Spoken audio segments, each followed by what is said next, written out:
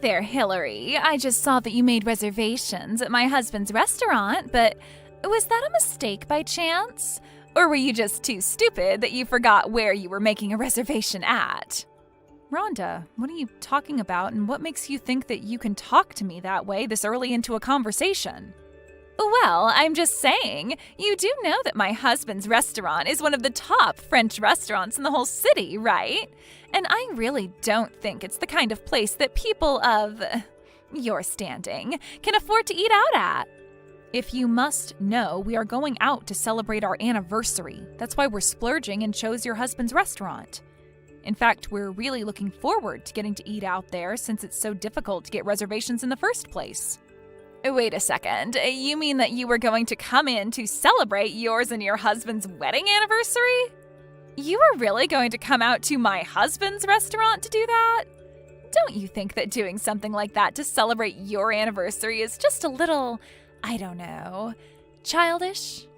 Not really. How is a dinner date with your husband childish at all?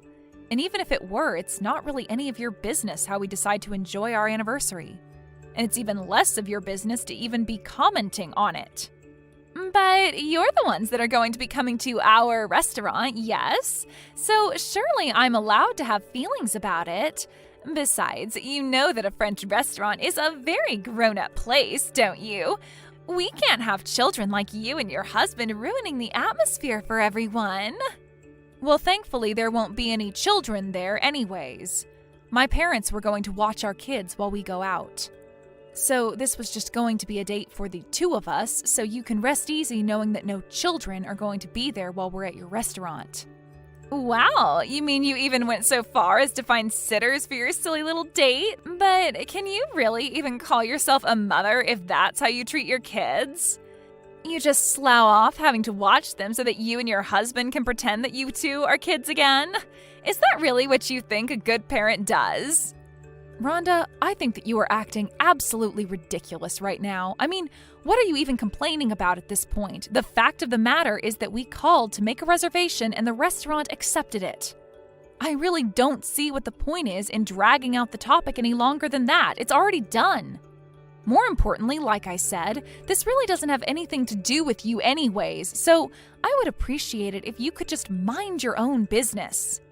You really have some nerve talking to me like that. Don't you know who I am, after all? I think that you're the wife of the person who actually owns the business that you're talking about. So I don't really see why you think you can tell my husband and I where we can or can't eat. So if you could just let my husband and I enjoy our anniversary in peace, that would be greatly appreciated. It's just really sad. I can't help but feel bad for you. I mean, I know how poor you and your husband really are. I bet that even if you two could eat at our place, that you would only order the cheapest things on the menu and then leave without even leaving a tip for the waitstaff. Why are you being like this, Rhonda? There is no need to be this rude, you know? And we are more than able to afford eating at your restaurant, thank you very much. I don't know where you got the idea that my husband and I were poor, but it simply isn't true at all.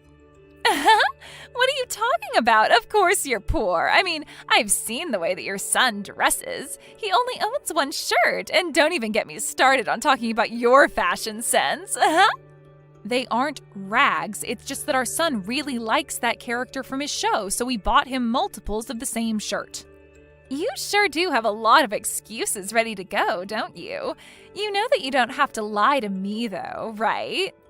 I am seriously getting sick of you, Rhonda. You need to stop making so many assumptions about my family.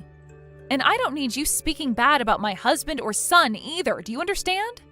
We are literally giving your business our money, and you still have the gall to insult me?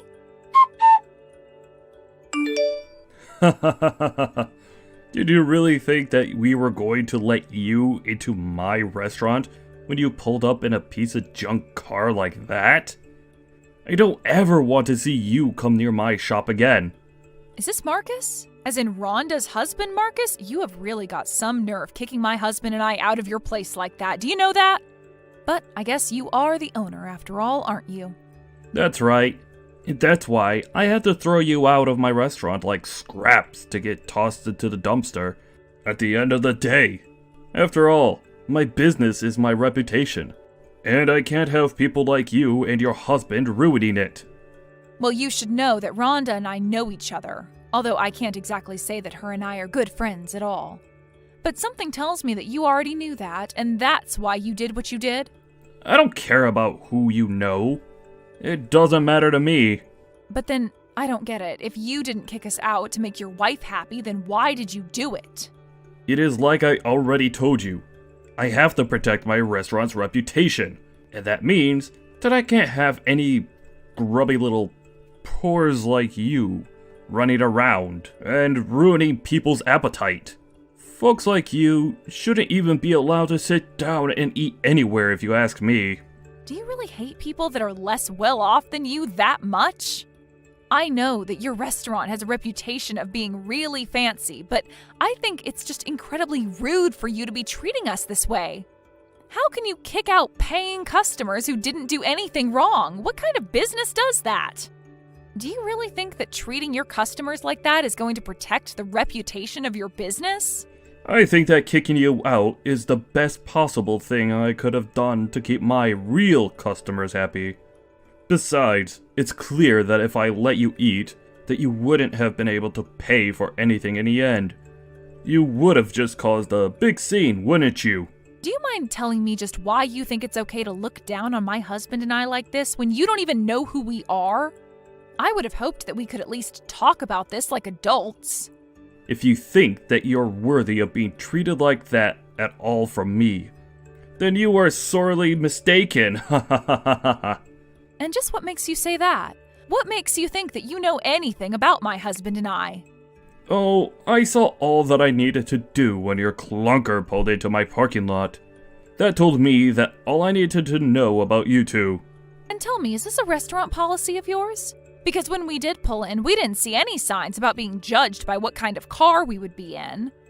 And if you must know, we were in that car because my husband and I were coming to your restaurant straight from work. But what I want to know is where you had specified the kinds of cars that were or weren't allowed to come to your restaurant. Because you can't just make up rules that the customers would have no idea about. I am getting sick and tired of listening to these poor grumblings. What I want to know from you is why you sought to insult my restaurant by coming in that car of yours. You threw the first stone when you failed to show the proper level of respect to my establishment. Got it? I'm sorry, but kicking us out is going to be the worst decision that you ever made as a restaurateur. You are finished after this. Oh yeah? I would have liked to see you try and take me down. You can't do anything to me. Oh, you're right. I won't be the one taking you down, though. That job will go to my husband. You might want to start looking into another industry because your restaurant, as you know it, is basically done for. Ha ha ha ha ha. You poor folks really say the craziest things sometimes. Do you know that? What could you or your husband do to affect my restaurant at all? Well, you do know that my husband manages an important trading company, don't you? What trading company are you talking about? Have you actually lost your mind or something? No, I'm being completely serious with you. The fact of the matter is that neither my husband nor I are poor in the slightest. But that can't be right. You showed up to my restaurant in your crappy little car. Only a poor person would have a car like that. Well, we got a call from a client saying that they needed some help moving some things, so that's what we were busy doing until our reservation. We went to go and help a client of ours so that we could protect the reputation of our business. Sound familiar? And thankfully, we could do everything we needed with that little truck, so that's what he used. Oh, come on. You really expect me to believe all that? I don't care if you don't. The fact of the matter is that it's true. And now my husband is going to make you rue the day that you were born. So prepare to kiss your restaurant goodbye. I don't care what you say. If you're having to help out your clients yourself, then your company surely can't be that big. You're probably just mid to small size little mom and pop shop that thinks you're far important than you really are. Do you have any idea what being a trading company even means? We move the goods that keep society flowing. So the French imports that your place relies on to promote itself as authentic, for example, are carried through our freight. Wait, what? No, that can't be right at all. This is ridiculous.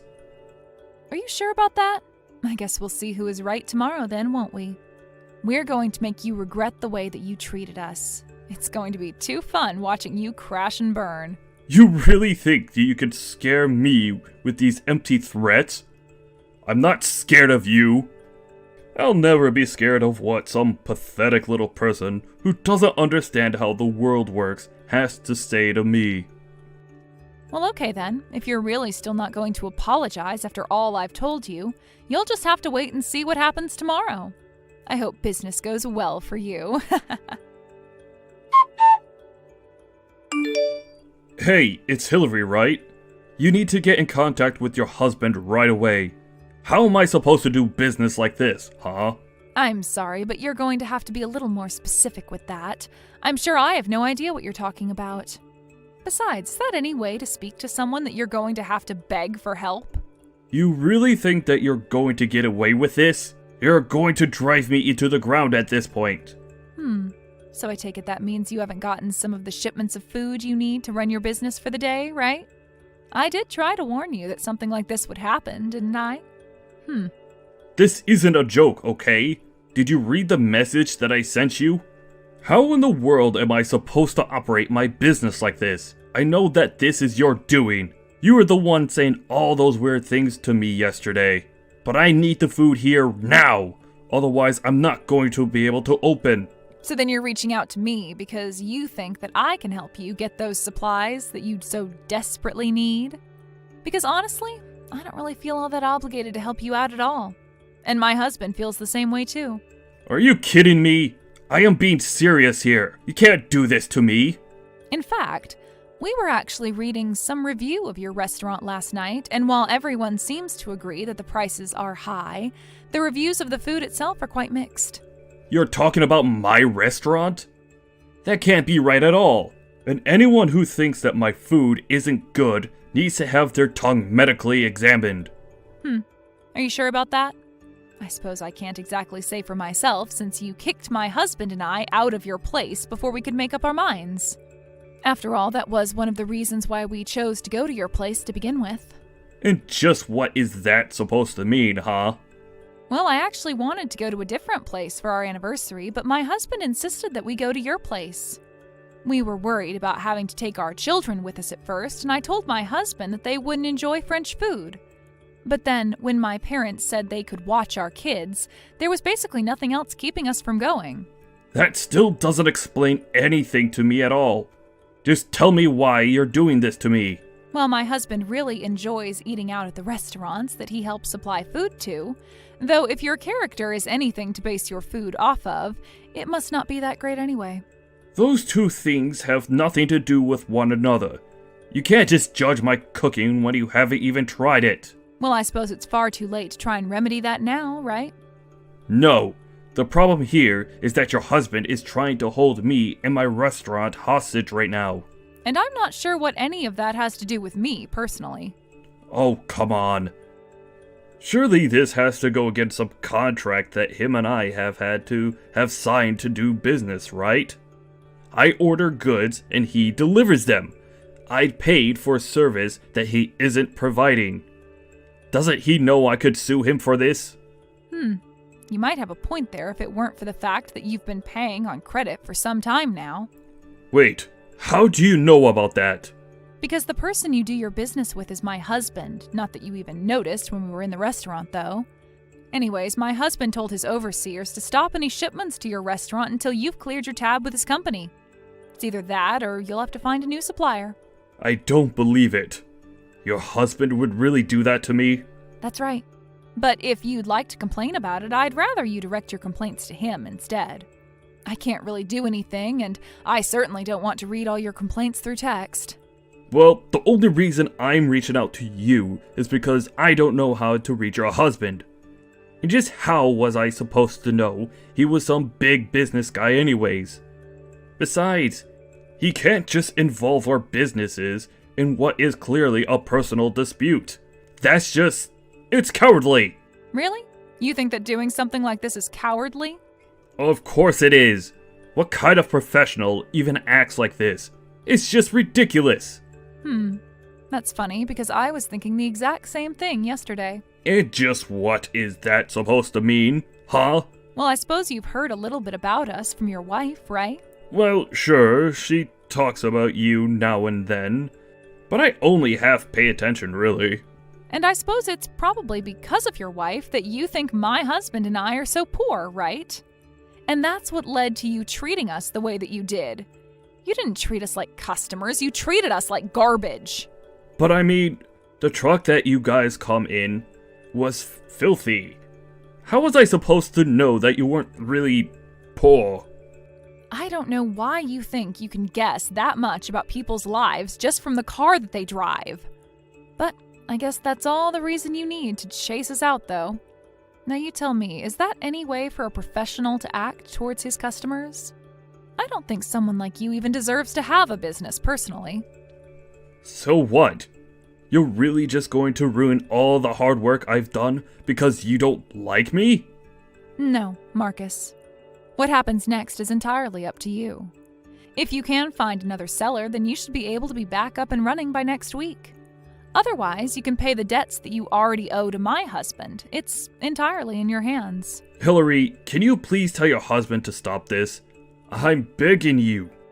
You mean you want me to talk to him on your behalf? That's right. If we can't get our supplies in right now, then things are going to be really bad. I don't know how long it's going to take to find a supplier that can get me everything that I need. I don't know how long my restaurant is going to stay open without the food coming in from your husband. A very interesting proposal, but I think I'm going to pass. Please, you can't do this to me. I'm really begging you here. I need your help. And I'm telling you that I don't think I owe you anything after the way that you treated my husband and I. You and your horrible wife.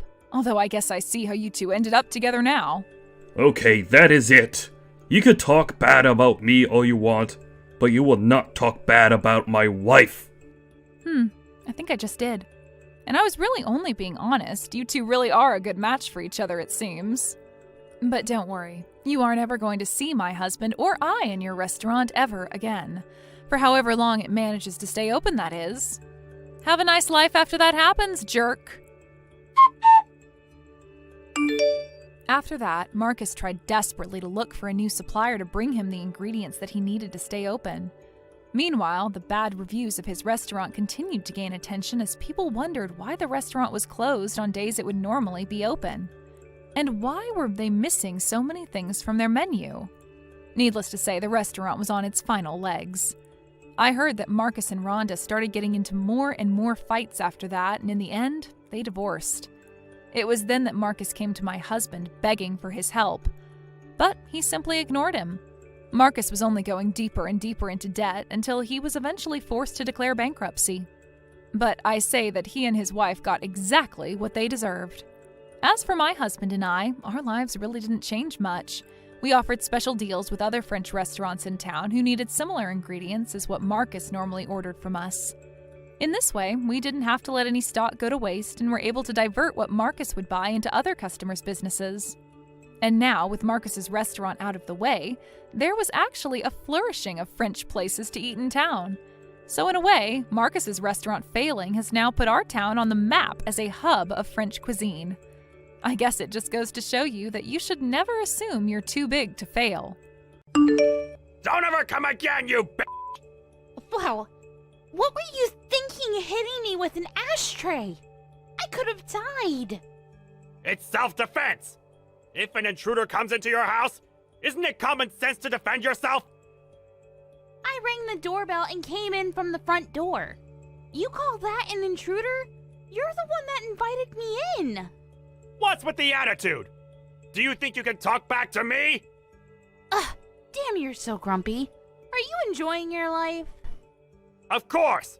I've been working hard, unlike you, since I was young, so I'm where I am today. I just asked you a question. Why are you bringing me up? You're so weird. Like, are you okay? I'm worried about you more because I'm afraid that I hit you too hard, that it made you even more stupid. You just proved that you're a criminal, you know. Then why don't you try and sue me? I have money, so there's no meaning though. Aren't you embarrassed to say things like this? Shut up! Don't ever contact us again! Just remember that you are rock bottom, okay? You're a piece of shit. 30 minutes later. Mary, are you okay? Does it still hurt? Can you drive? Are you seriously going to ask if I can drive after what happened? What the hell is wrong with your dad? Sorry, but he was like that since I was a kid. My mom was fed up with him, so they've been separated for a while. He has a lot of money and power, and also, my family are all bankers except for me, so it's hard to talk back. You knew he was crazy! I didn't expect him to punch you. I haven't met him for a while, and I thought he would be nicer now, but I guess not. Okay, and? And? I was hit in the face with an ashtray. I could have died. Are you not going to say anything? Oh, that really sucks. You're not going to apologize? Oh, my bad. I'm so sorry. I didn't really expect him to do something like that. Even if I lived a serious life, I would have still gotten the same treatment. You can beat up my dad, because I'm tired of him too. If you hate him, why don't you do something? I'm not strong like you, Mary. You want me to protect you or something? Are you serious? Can't believe I got engaged to you. My life sucks. Everything is my fault, and I truly apologize. Well, not everything. I was the one that said I wanted to meet your parents. I'm going to your house again to sort out things, so can you please go home by yourself? What? Are you going to beat up my dad? Nice! Can I watch? Nope. Go the home. How am I supposed to go home with no car? Can you at least drive me to the closest bus stop? Shut the up. Sorry. 30 minutes later. Why are you roaming around the house? I told you to leave! I want to talk, so please open the door. Of course not! Don't disturb me because I'm busy sanitizing the house! Why do you hate me so much? You are from a poor family, didn't graduate from college, and aren't working a decent job. And you look cheap in general. Joe is a failure to our family, but I didn't expect him to get engaged to someone like you! I think we could get to know more about each other if we talk. Are you kidding me? I know that you will choose violence! Violence, huh? I don't think someone who hit a person with an ashtray should say that. Are you saying that I'm rock bottom? I didn't say a word about that. How can you act like you're smart when you're actually stupid? You're the one that's stupid! You just want our money, right? If you don't decline marrying Joe, I will hit you with the ashtray again, okay? Are you for real? I'm never gonna forgive you. What are you going to do? I already hired a lawyer and I'm going to sue you about this, so you should be ready. Oh, and I'm also going to file a police report. You shouldn't do that, because it's going to be a waste of money and time. I'm actually being nice here. Why would I not do it? My lawyer said that you're going to be charged with assault for causing bodily harm. What do you mean you're a lawyer? He's a lawyer hired by the company that I own. What? Company? You're a CEO? Yeah. I run an online shopping site. I think you've seen my commercials on TV. I left my business card in your mailbox. Wait, it's a pretty big company. You're the CEO? Yep. We do business with your bank as well. Why didn't you tell me this earlier? Didn't you say you were an office worker? Well, I'm on the computer all day, so... What should I do? I didn't know about this. Oh, I'll actually approve the marriage. So can you take down the police report? Nothing will change even if you try to negotiate something. What should I do? Seriously? Nothing. Just accept the fact that you're going to get sued. Please, I'll give you money. How much do you want? This is not a problem that can be solved with money. I took screenshots of the conversation, so I'm planning on showing this to the public. Wait, no! I don't think that anyone would want to use a bank with a worker like you. I'm going to cease all transactions and move our savings. No matter how hard you try, I will not change my mind. Don't act all that! I could say the exact same thing right back at you. Oh, I also need to add defamation. A minute later. Hey, Joe, can you do something about Mary? She's trying to sue me! I don't think that she's going to change her mind, even if I talk to her. Are you thinking that this is not your problem? Our family is in big trouble! You are involved also because you are part of the family! You said I was a failure to the family this whole time, but then you decide to say I'm part of the family when you're in trouble? To be honest, I was really irritated by you, so I will not help you. Are you serious? Yeah. And also, I'm not a banker, so it doesn't matter if you get sued and get fired from the bank. We are a family! Are you being serious now? Don't talk about being a family when you hit your son's fiancée in the face with an ashtray. This is why Mom was fed up with you. Please, help me! Deal with this by yourself, please.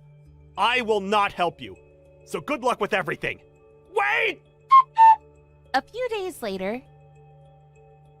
I saw the news, Mr. Archer. I'm so happy that the media made this headline on the news. How was your job? Did everyone give you the cold shoulder? My life is ruined because of you! Don't even send me a chat, because I need to go to court soon! I heard that you were charged with other crimes, so your life must really suck right now. It does. My wife sent me divorce papers. The bank fired me and charged me for damage that I created, so I had to sell the house. Do you want me to feel bad for you or something? Sorry, but I don't feel sorry for you at all. I will charge you a good amount, so you must have no hope, but all this is your fault. Stop acting like you won! Well, I did. And I also have more money than you wish you had. Someday I'll get my revenge, so I will not give up! That's up to you, but you can't do anything because I still have all the evidence. So if you find a new place to work, I'll just upload all of it to that website. You will get backlash for the rest of your life, but you deserve this for what you've done to me. Oh, looks like some of your family members got fired too. Oh, that's too bad. Are you having fun ruining someone and their family's life? Yeah. Also, what's with the attitude? Do you think you can talk back to me? After the incident, I went to court against Mr. Archer, and of course I won. He was charged with other crimes and went from rich to poor and ended up being in debt. I was not surprised because he's the kind of person to hit someone with an ashtray. He has no money and no house now, and everyone is giving him the cold shoulder. He is now facing backlash and is known as a crackhead old fart. On the other hand, since Joe didn't help me and probably won't from now on, I've decided to keep my distance from him for a while. Don't act like you're my mother just because you're around. You were the one who moved my stuff without asking, right?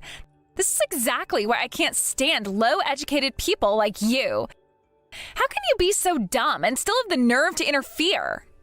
Ari, you can't just talk to me like that. This is out of control. You've been getting worse and worse with the way you treat me. I only organized your things because they were lying around in the living room. You didn't have to say all that. It wasn't a big deal. Don't you dare come into my room without permission, you trash. You're just a piece of garbage with a low education trying to play the role of my mom. Guess what? I'm in med school. You know, I'm a genius. And look at you. You're a total embarrassment. Ever since you got into medical school, you have really changed for the worse. You never used to talk like this. Does the fact that I didn't get a high education really bother you that much? Obviously. I'm in med school now, and you're a high school dropout. Having a mother who's uneducated is humiliating. I'd even ask Dad for a divorce, but he won't listen. He just won't go through with it. You've actually been asking him that? I had no idea. Didn't he tell you? Well, I'll make sure to tell him again. Having a high school dropout in the family of a med student? How embarrassing. I can't deal with it anymore. I don't even see you as family. You should come to terms with that too. Ari, you need to stop this. Your condescending attitude towards me is only going to come back to bite you someday. You'll regret it later, so you better watch your words. Huh? What's with that tone? I'm a med student. Do you seriously think a high school dropout like you can talk to me like that? Oh, wait. You probably don't even understand how ridiculous you sound because you're so dumb. Honestly, it's kind of pathetic. You've always been so miserable, getting looked down on and mocked by your own daughter. It's like you don't even have any human rights. I'm so glad I got my smarts from Dad and not from you. Well, I'm sure you are. Anyway, this conversation is pointless. If it bothers you so much, from now on you can clean up after yourself. I won't be doing it anymore.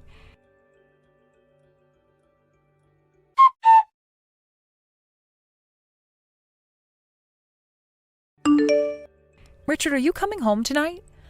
We really need to sit down and have a proper conversation. Huh? A conversation about what? You know what I mean. It's about her. Oh, that. Well, we'll talk when the time's right. I am asking you to make time. And Ari's attitude toward me is getting worse. She's 20 years old now, but the way she speaks to me has only gotten more disrespectful. Don't you think it's about time we talked about our relationship? She needs to understand and behave accordingly. Yeah, well, we'll get to it when the time comes. There's no rush. And when exactly is that time going to be? From where I'm standing, it feels like you're just putting it off. Oh, come on. Is it really that big of a deal? What? What do you mean by that? Of course Ari doesn't like you. You think her bad attitude is just her? Maybe you should consider how you treat her. And honestly, why does it even matter so much? You're not even her real mother. I can't believe you'd say something like that at this point. After all I've done for you and her, you, of all people, should understand how I felt. And yet you throw this at me now? Jane, calm down. She's 20 now, practically an adult. Let her figure it out. There's no need for us to have a big conversation. Everything's balanced just fine as it is. We should focus on our own lives now. How can you say that when you barely even come home? It's not like I'm out partying, it's work. Work, huh? Do you really think I'm that clueless? What are you talking about? Be home early tomorrow. We have a lot to discuss. If you're not there, I'm done. Consider this your last chance.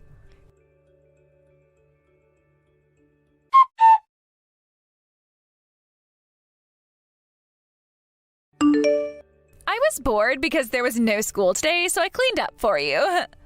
Huh? You cleaned up the house? Oh, you didn't have to do that, but thank you for taking the time. You could have used your free time to study instead. Though, of course, I appreciate it. Aren't you misunderstanding something? Misunderstanding? What do you mean? I didn't clean up the house. I cleaned up your stuff. What do you mean by that? I've decided to kick you out for real. I mean, even after I graduate from medical school, you're still going to be a burden, aren't you? I can already see that future. So I thought I'd take measures now while I still can. I don't understand what you're saying at all. What are you talking about? When I start making money, you're definitely going to leech off me, right? I can't stand that. So I threw your stuff away. Get out. You threw away my things? To kick me out? That's right. So hurry up and leave, you low-educated woman. I'll convince Dad. Don't worry about him. You're a useless existence. Haven't you realized that by now? No one needs you. You're a middle school dropout, a piece of trash.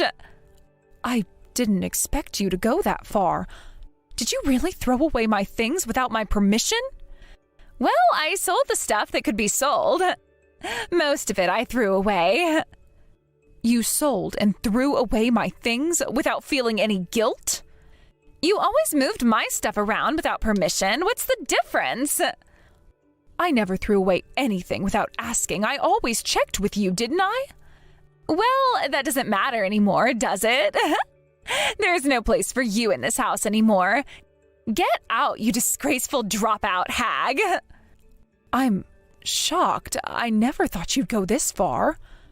I've had enough. I can't think of you as my daughter anymore.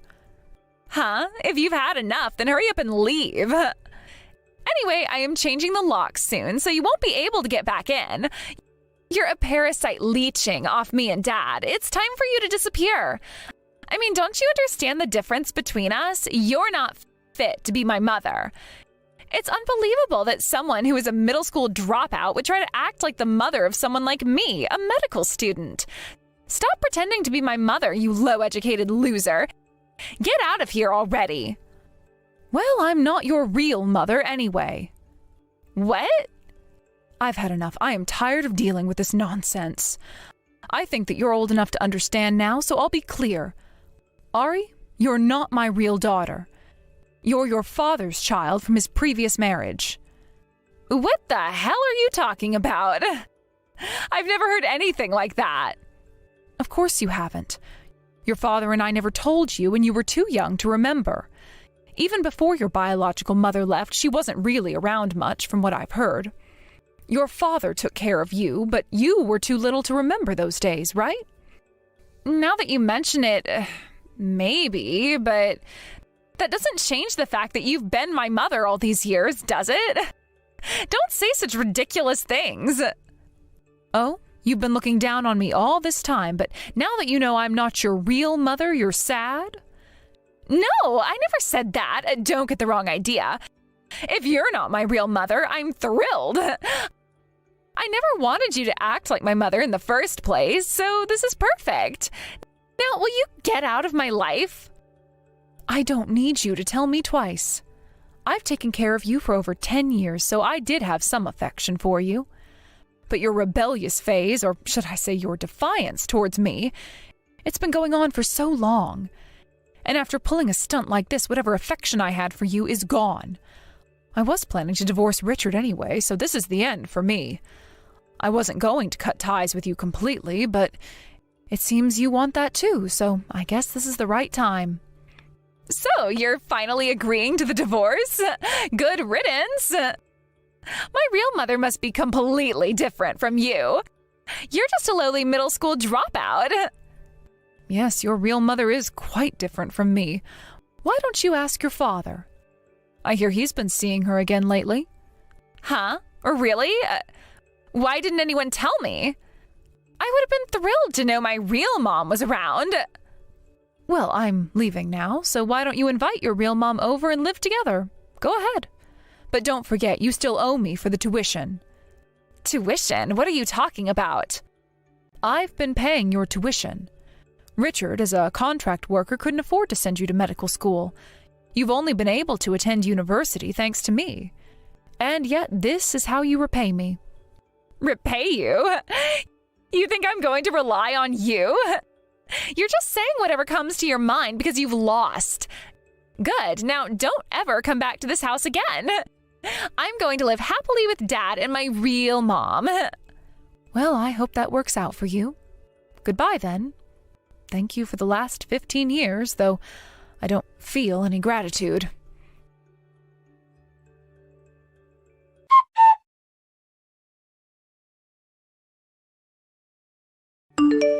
Mom, help me.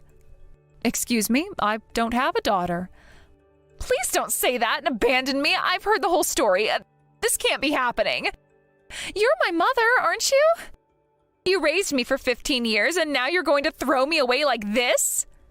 What are you talking about? You're the one who wanted to cut ties with me and kick me out, remember? And besides, I'm not your real mother, so I don't see why we need to stay involved with each other. Isn't this what you wanted? I never imagined things would turn out like this. Dad says he doesn't have any savings at all. And because I kicked you out, we have to pay you alimony on top of everything else. There is no way we can afford tuition. You've hardly ever called me Mom, and now you want to? Isn't it a bit convenient for you to call me that only when you're in trouble? I'm no longer your mother, and I was never your real mother to begin with. Stop being so familiar. We're strangers now. Wait, please don't cut me off like that. I'm in real trouble here. You got what you wanted, didn't you? I'm gone, and your real mother is back in your life. So what do you need me for? Enjoy your reunion with her. I'm sure you'll have a lovely time. No, I haven't seen her in over 15 years, and I barely remembered her face. She sold all my precious things, my furniture and appliances. And when I told her I'm in medical school, she said I'd have to support her for the rest of her life. That's not how I thought things would turn out. You were convinced I'd mooch off you, weren't you? Now you're just being mooched off by your real mother instead. This is not what I wanted. I did this because I thought it would make Dad happy. What are you even saying now? I don't know what you were thinking, but in the end, this was your decision. Richard and I were planning to divorce anyway, but I was willing to keep supporting you, you know. I just don't feel that way anymore, and that's entirely because of you. There's no way I'm paying for anything for you again. I'll also be collecting the money I loaned for your tuition. I'm so glad I had a lawyer draft up those loan papers. Wait, you're serious? Even though you raised me as your daughter, you're really going to make me pay you back? I can understand taking money from Dad, but from me too? Are you even listening to yourself? You are 20 years old. You're old enough to take responsibility for your own actions. And you need to start doing that. Your real mother has always been irresponsible with money, and your father lost everything because of her. That's why she left him in the first place, leaving him in ruins. I met him after that, and I agreed to raise you. I even paid for your schooling. And now, after you've thrown me out of my own home, you want to come crawling back? I'm done with this conversation. Don't contact me again. Wait, no, don't hang up. I'm sorry. I'm so sorry. Please, I'll do anything. Just don't abandon me like this. I have no one else I can turn to. I think we're done here. Goodbye.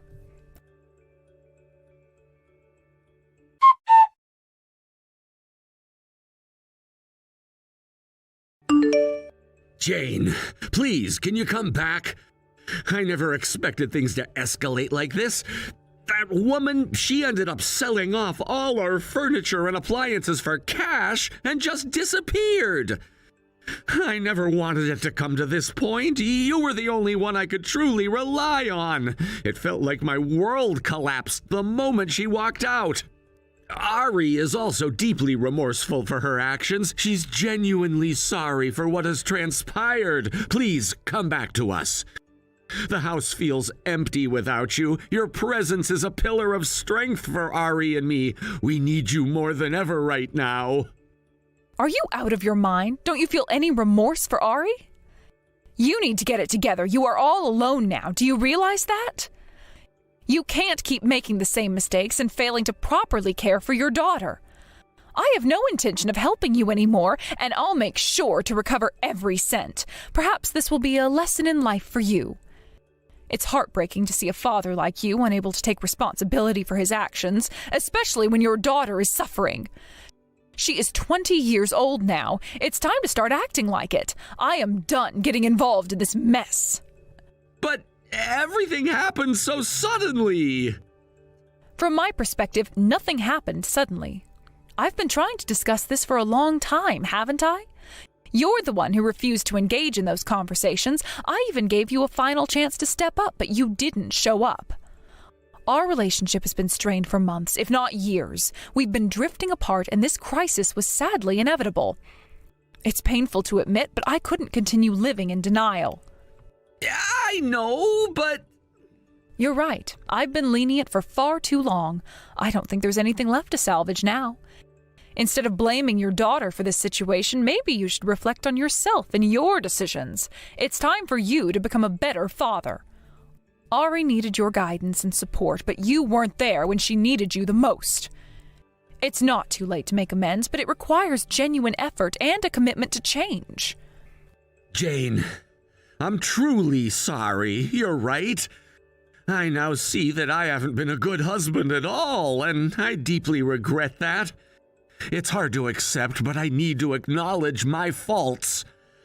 I've let you down and failed to support you and our family when it mattered the most. I can't even begin to express how much remorse I feel. I'm willing to do whatever it takes to earn back your trust and support. Please, give me another chance to prove myself. I promise to be a better husband and father from now on. That's enough. From now on, focus on Ari. Be there for her. Please, try to understand my position. I know things seem bleak, but I want to make things right. Let's work together for the sake of our daughter. We can't let her suffer because of our mistakes. I know I'm asking for a lot, but I promise to do better. I want to be the father Ari deserves. She deserves a stable and loving environment, and I'm committed to providing that for her. Let's put aside our differences and prioritize Ari's well-being above everything else. Goodbye. I hope you can support Ari. Farewell for now. Take care. So, this is it for us then. I hope you deeply contemplate everything that has happened. I wish you the best, and I genuinely hope you find a way to set things right. I'll always cherish the good times we shared, but now I must prioritize my daughter's well-being. I hope you can understand that. Take care of yourself, Jane. I hope you find peace and happiness in your life. Farewell for now, and perhaps someday we'll find a way to reconcile and move forward together.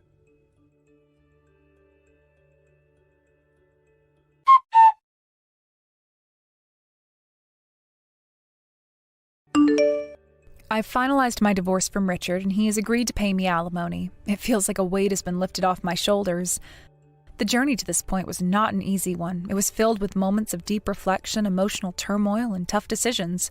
The decision of divorce was not made lightly.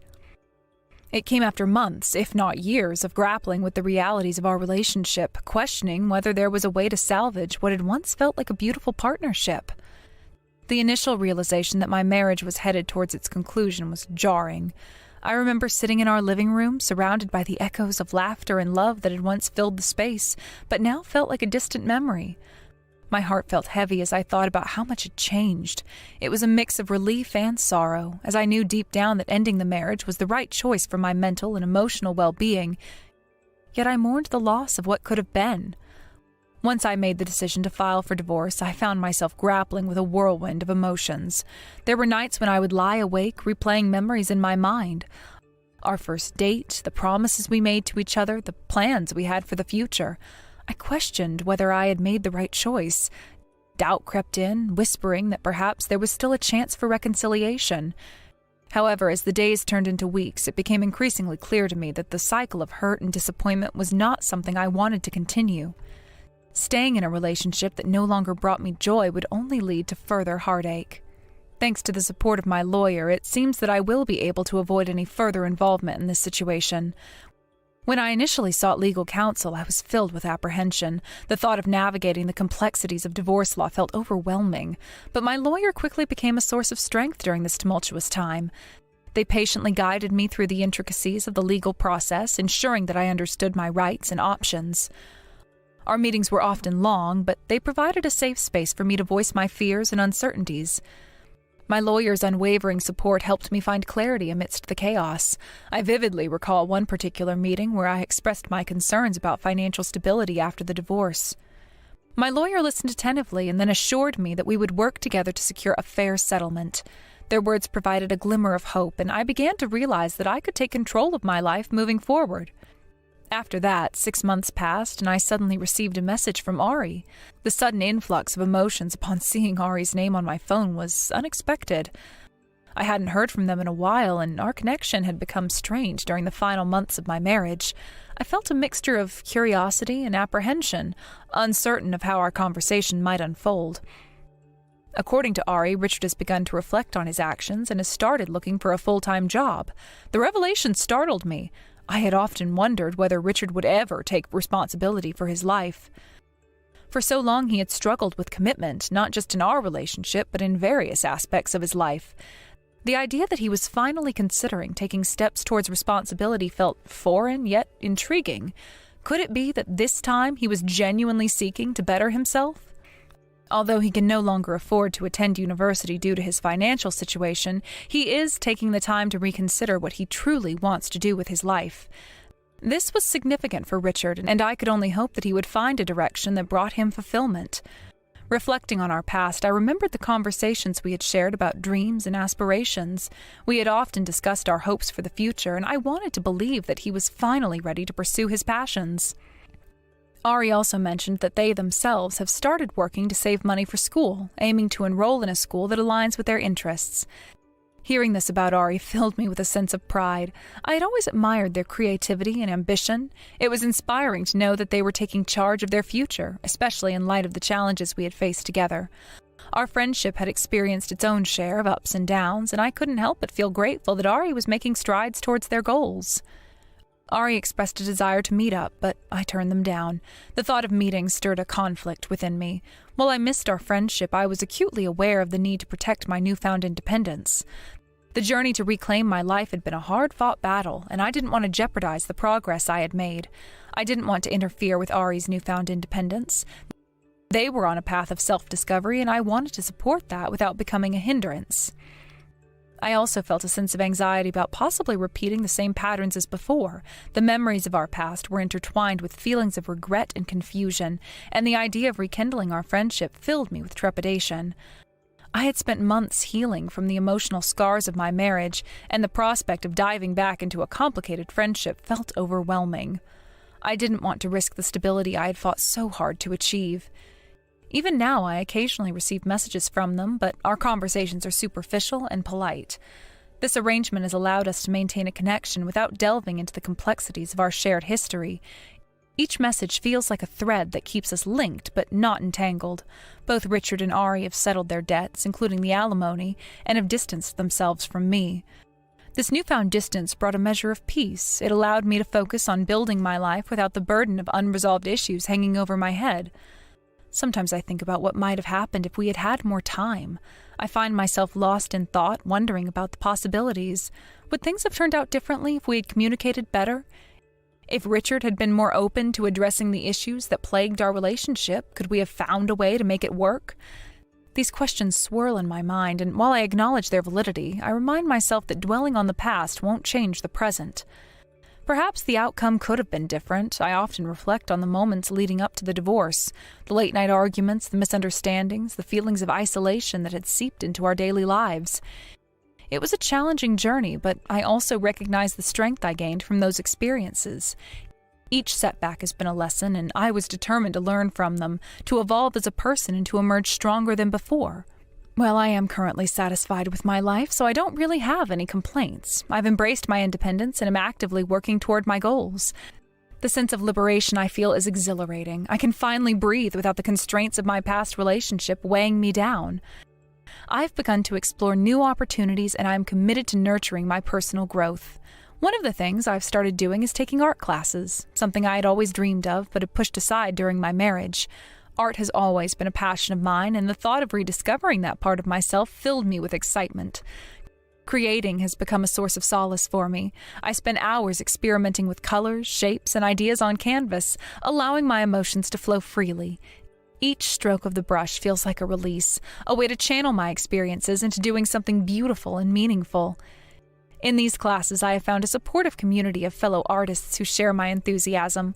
We gather to create, share our work, and provide constructive feedback to one another. It's refreshing to be in an environment where creativity thrives, and where I feel inspired to push my artistic boundaries.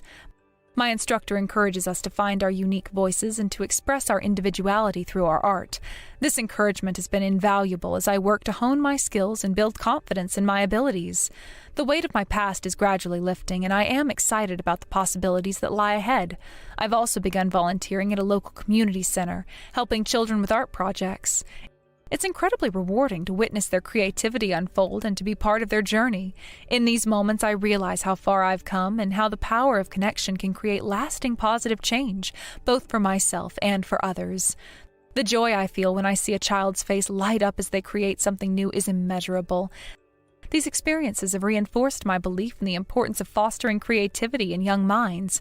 I am committed to being a positive influence in their lives, encouraging them to explore their artistic potential and express themselves freely. As I immerse myself in these new experiences, I also find myself reflecting on the lessons I've learned from my past. The journey of healing is ongoing, and I understand that it is normal to experience ups and downs. There are days when I feel strong and empowered, and then there are moments when I am reminded of the pain I endured. However, I have learned to embrace these feelings, acknowledging that they are a part of my growth. While I continue to navigate this chapter of my life, I am hopeful for the future. I recognize that healing takes time and am committed to taking the necessary steps to create fulfilling and meaningful life. My journey is just beginning, and I am eager to see where it leads me. I know that there will be challenges ahead, but I am ready to face them head on. Reflecting on my past relationships and the lessons I've learned, I've also started journaling. Writing has become a therapeutic outlet for me, a way to process my thoughts and emotions in a constructive manner. Each entry serves as a snapshot of my experiences, my growth, and my evolving identity. Through writing, I found clarity and understanding, and it has empowered me to embrace my story without shame or regret. As I look forward, I have set goals for myself, both personal and professional. I am determined to pursue my passions wholeheartedly. The freedom I've gained from my divorce has ignited a fire within me, pushing me to strive for a life that reflects my values and aspirations. I have dreams of starting my own art studio, a place where creativity flourishes, and people can come together to explore their artistic potential. This vision fills me with excitement and motivates me to work diligently toward making it a reality. In my moments of solitude, I find solace in nature. Long walks in the park allow me to connect with the world around me and to appreciate the beauty and simplicity. Each rustling leaf, each gentle breeze serves as a reminder of the impermanence of life and the importance of cherishing each moment. I've started practicing mindfulness, focusing on the present rather than dwelling on the past or worrying about the future. This practice has helped me cultivate a sense of peace and gratitude. I also reconnected with old friends who had faded from my life during my marriage. Rebuilding these friendships has been incredibly rewarding, allowing me to create a support system and that uplifts and encourages me. It's refreshing to be surrounded by people who genuinely care for my well-being and share in my journey of self-discovery. Each gathering, each conversation reminds me of the joy that comes from meaningful connections. Each day feels like a new beginning, a chance to redefine who I am. I've learned to embrace the uncertainty of life, knowing that growth often stems from discomfort. As I navigate this path, I find strength in vulnerability, understanding that opening myself up to new experiences can lead to profound personal transformation. While I may not have all the answers, I am learning to trust in the process and to believe in myself. Life is a tapestry woven with countless threads, each representing a different experience, a lesson learned, or a connection made. As I embrace my new chapter, I am excited to see how these threads intertwine, creating a vibrant and meaningful narrative. In conclusion, I am grateful for the journey that has brought me here, the struggles, the heartaches, and the moments of joy that have all played a role in shaping who I am today. I look forward to the adventures that lie ahead, ready to embrace whatever comes my way with open arms. This is just the beginning of a new chapter, and I am eager to write my story, one filled with resilience, hope, and the promise of a brighter future. As I continue on this journey, I know that there will be moments of doubt and uncertainty. Life can be unpredictable, and there may be challenges that I cannot foresee. However, I have faith in my ability to adapt and overcome obstacles. Each step I take, no matter how small, brings me closer to my goals. I have begun to set aside time for self-care, recognizing the importance of nurturing my mental and emotional well-being. Whether it's curling up with a good book, enjoying a warm bath, or practicing yoga, I prioritize activities that bring me joy and tranquility. This commitment to self-care has been instrumental in maintaining my balance and grounding me during turbulent times. I also find joy in exploring new hobbies. In addition to painting, I've taken up gardening. There's something incredibly fulfilling about nurturing plants and watching them flourish. It serves as a beautiful metaphor for my own journey of growth and renewal. Each seed I plant represents the hope for new beginnings, and with care and attention, I witness the transformation as they bloom. I often find myself reflecting on the lessons I've learned throughout my experiences. The divorce, while painful, has ultimately led me to a place of self-discovery. I've learned the importance of boundaries, valuing my own needs, and prioritizing my happiness. These insights have become guiding principles as I navigate my new life. As I forge ahead, I remain open to the possibility of new relationships. While I'm not actively seeking a romantic partner, I am learning to embrace the idea that love can manifest in various forms. I value the friendships I've cultivated and am excited about the potential for deeper connections. I understand that love does not have to be confined to traditional norms.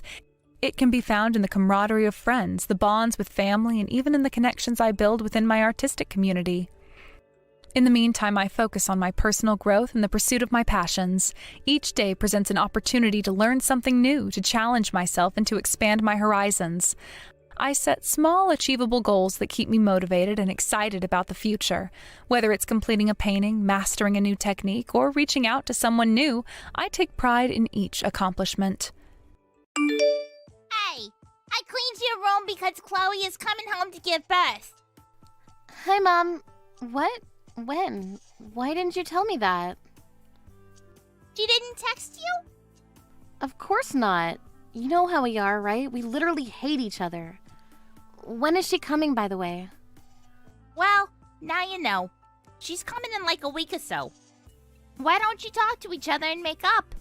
This could be a great opportunity, you know?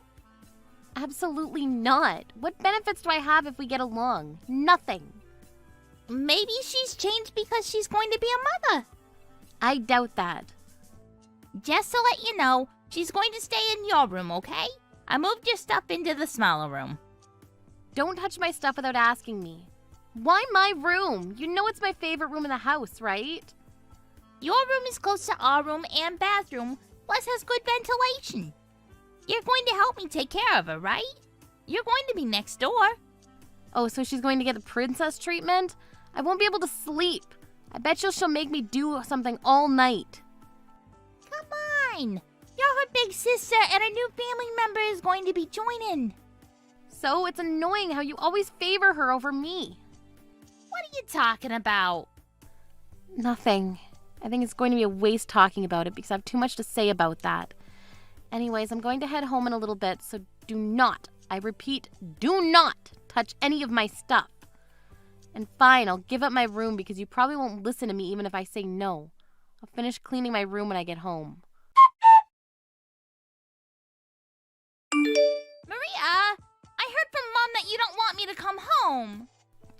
Yeah, because I literally hate you and I'm pissed that you're taking my room. Plus, aren't you still 4 months pregnant? People usually go home during their third trimester, you know. So what? I can go home if I want to.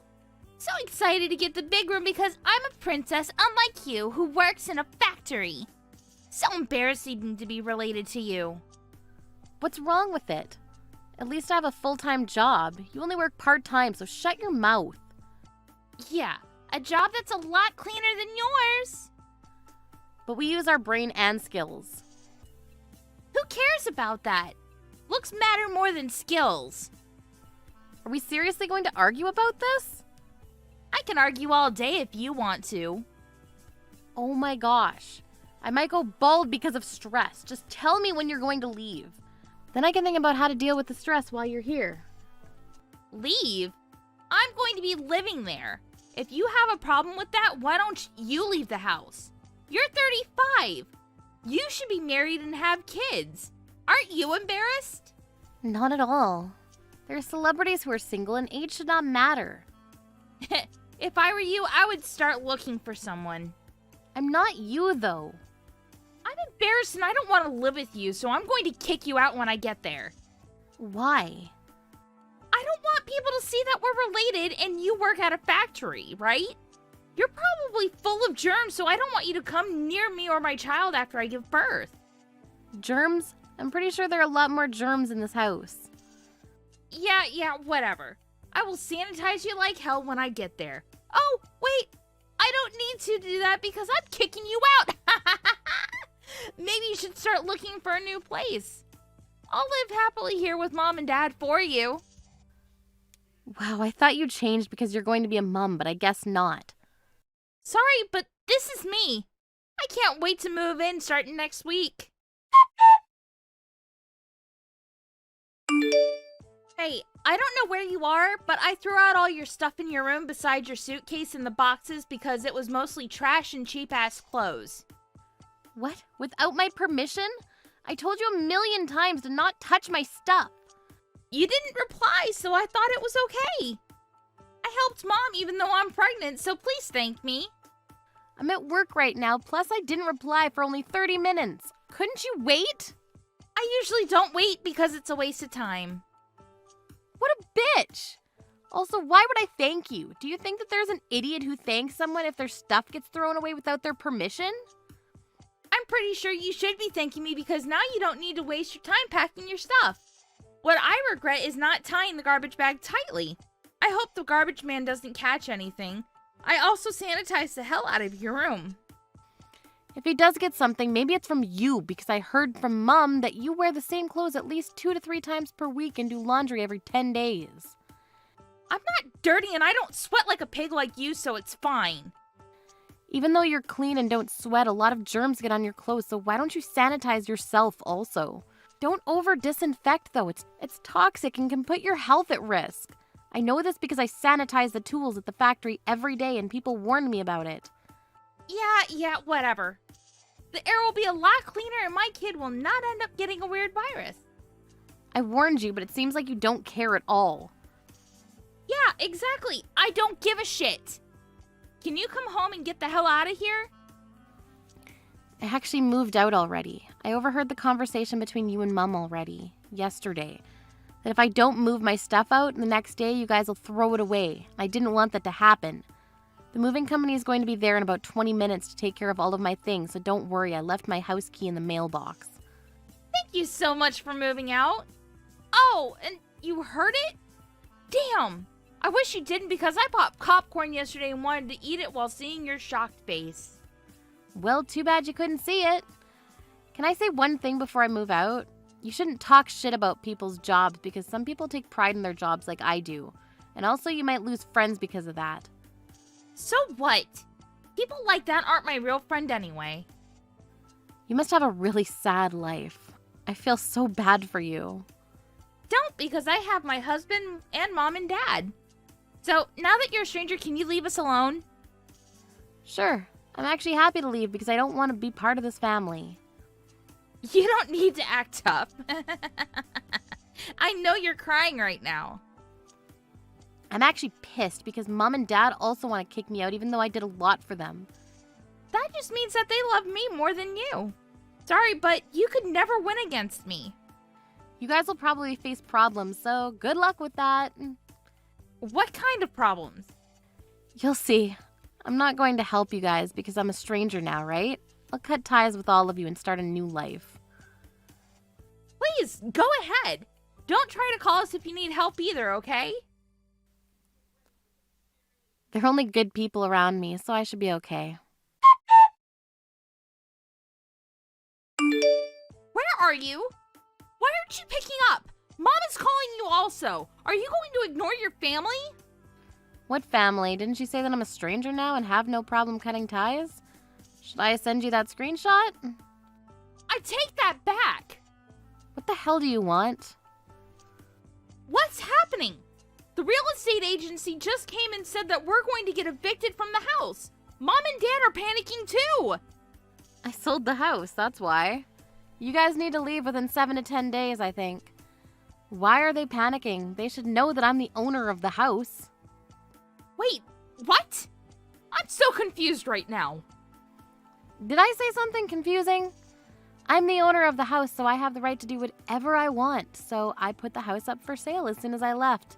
Because why would I continue to live there if I'm not allowed in? If you want to still live there, please pay for it. It's a pretty good amount, though. I don't believe you. I know you're lying. Why would I lie about this? If you don't believe me, why don't you ask them? That's exactly what I'm gonna do from now. Mom and Dad are in debt? A few minutes later. Yes! They spent all of their money on stocks but failed, so you'll be paying for everything if you want to live there because they can't pay even a penny. Why me? So, you were paying for everything? Yep.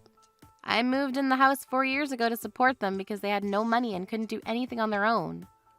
So now that I'm gone, it's your responsibility now. Why didn't they tell me about this? They probably pretended to be good parents in front of you so that you wouldn't hate them so much because they love you more than me. I mean, I was going to tell you, but you probably won't listen to me, so I didn't. Oh my god. What should I do? Why don't you think about that by yourself? Don't you dare ask me for help. You don't need to be so mean. Mean? You were mean to me this whole time. Sorry, but can I go now? I'm talking to my fiancé right now about living together. What? Fiancé? Seriously? Why didn't you tell me?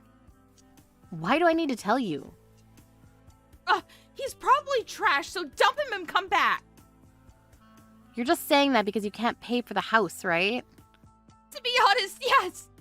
Because I'm only a part-time worker, so please don't sell this house and come back. Sorry, but it's too late now, so deal with it by yourself, okay? I'm going to take this opportunity to tell you what I actually do at my job. Don't you just make things and scrub tools? Nope. I'm a factory engineer, and I make way more money than you can imagine. This is why I was able to live and pay for that house. Can you make fun of me now? Look, I'm sorry. I'll apologize, okay? We have nowhere to go. I know that because your husband, ex-husband now, called me and told me some interesting facts about all of you. So you cheated on him with his best friend and got divorced and kicked out of the house, but since you had no money, you decided to come here, right? Also, the reason Mom and Dad didn't need me anymore was because they were relying on your husband's salary, right? I feel so bad for him. Hey, I only cheated once, and it's because I was sad, so it's his fault. What are you talking about me having no money? I earn money too. He said you used almost all of it to buy expensive makeup and clothes instead of paying for other payments. He also told me that Mom and Dad asked if it's okay to borrow money to buy stocks yesterday. Wow, I have no words to say right now. Wait, do Mom and Dad know that I got divorced? Probably. Even if they don't, they're gonna find out about it. Anyways, you guys need to leave the house soon. You should start looking for places. Good luck with that. What the hell? We got kicked out of the house. I told you. Did you find a new place to live? Yes. It's a crummy little apartment with only 2 rooms. Good to hear. Hey, at least it has 2 rooms. Stop complaining. Maria, we're sisters, right? Aren't sisters supposed to help each other? Why do I need to help you? You treated me like trash and even kicked me out of my own house and called me a stranger. Something was up with me at the time. We're in trouble now, so can you help us? Can you buy us a nice apartment? You have money, right? Absolutely not.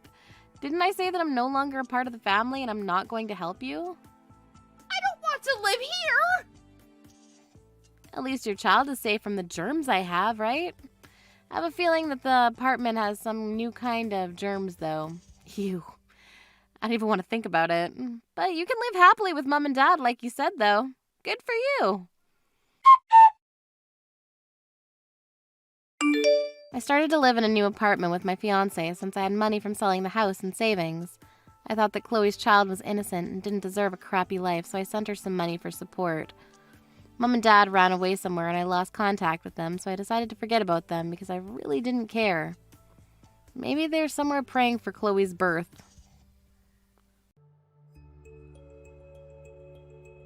Hey, Tiffany, are you there?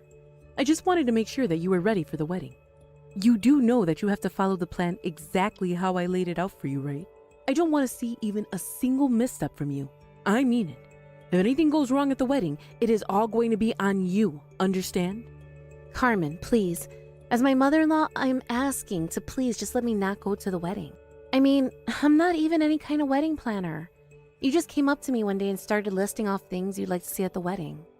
Well, what is even the point of having you around if you can't do something as simple as plan a wedding? Maybe if you talked less and listened more, you wouldn't be having this problem. Now, I told you exactly how I wanted this wedding to go. It is your job to make sure that that dream comes true and that it's perfect down to the last detail. Carmen, I get that you want all this, but it's Lucy's wedding, and she hasn't mentioned anything about this to me. Oh, so you're saying that you don't care if you totally ruin Lucy's wedding, all because she didn't tell you what she wanted? Of course that's not what I'm saying, but I am literally 8 months pregnant. I am pretty much ready to pop. If anything happens, if I were to end up having this baby early, I wouldn't be able to help at all. Besides, I really would like to be able to concentrate more on this as it is my first child. And with all that in mind, I just really don't think that I should be at Lucy's wedding at all. You really are such a worrywart. Do you know that? What does any of this wedding business have to do with your baby? Take it from me, someone who has had kids and raised them too. You need to be keeping your body fit while you're pregnant. Or at least give yourself something to do and concentrate on. That's why you have to make sure Lucy's wedding is perfect. And if I hear even a single grumble or gripe from any of the guests, you will be hearing about it. So you're really just going to use me to do all this hard work that you don't do? What else is a daughter-in-law for? I'm the mother-in-law, and that means that what I say goes, got it? Please, Carmen, I'll give you some money to help pay for the preparations if you'll just let me rest and focus on the baby. You really are just pathetic, do you know that? You are going to be there at the wedding, and that is that.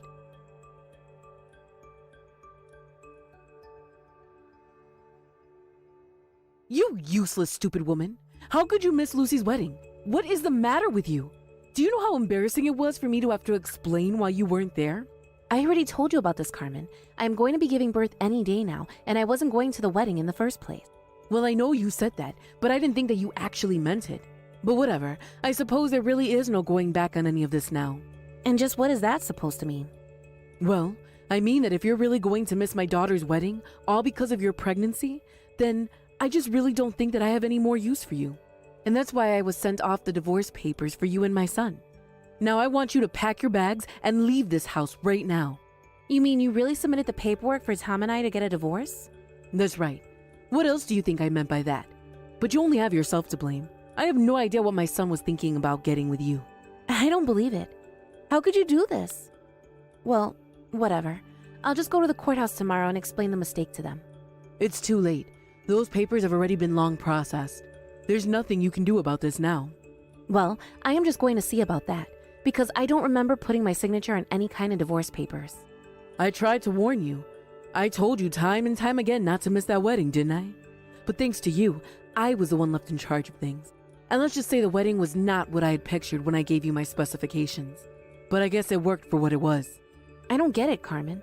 Do you really not care at all what happens to your grandchild that I'm carrying right now? Of course I'm not worried. What could possibly happen? You watch way too many soap operas, but until you learn to behave yourself, you are banned from this house. Now pack up your bags and never ever come back here again. If you'll excuse me, I have some dinner plans to attend, but I want you out of the house before I get back.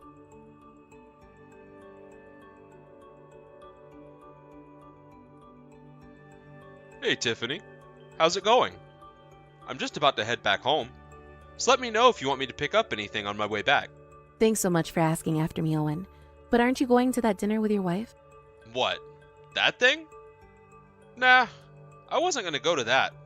Besides, an after party for a wedding really isn't for parents to be going to. Oh, really?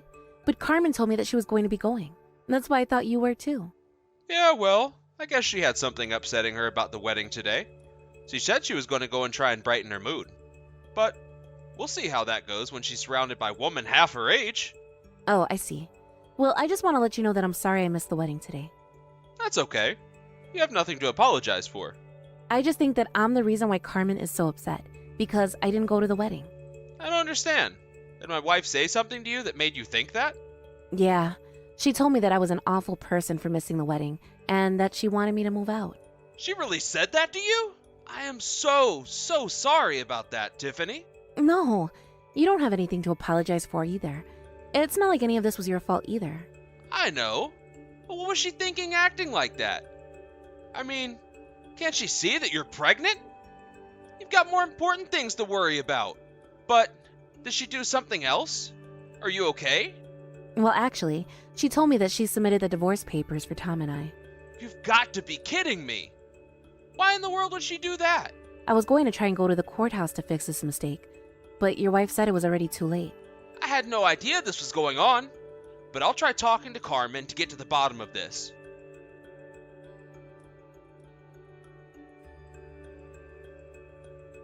You really have some nerve, do you know that? I know that you went and cried to my husband last night. It's all your fault that he's mad at me now. You really should know better than to mess with your mother-in-law. You think I'm just going to lie here and let you get away with this? I'll teach you a harsh lesson about what you've done. I don't get it. What did I even do?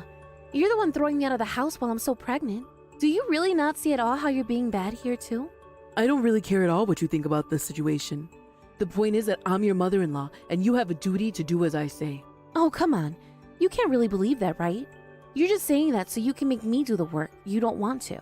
But try and think about the baby that I'm carrying. You're literally kicking me out of the house. You went and filed for me to divorce your son. You're completely out of control right now. You realize this is my first kid, right? I already had enough to worry about without you acting like this. So can you please just leave me alone already? You really are such a crybaby. Why in the world do you think you got to live in the house? It's because you belong to me, just like the house. You are nothing but an object to me, and if you won't do as I say, then I don't need you. So you really just don't care at all what happens to me then, is that it? I care about you doing what I want when I want. Do that for me and I might even start to like you. But if you're just going to talk back and disobey me, then this is the kind of treatment you can expect from me. Okay, fine then. Be that way. If you really want to play this way, then that's just fine. Oh no, I'm so scared. Whatever will a nobody like you do to me? You have no idea how scared you really should be, but I hope you're ready for what I have in store for you. Oh, of course. I'm just shivering right now thinking about whatever terrible thing it is you have in mind. So why don't you go ahead and give me your best shot, huh?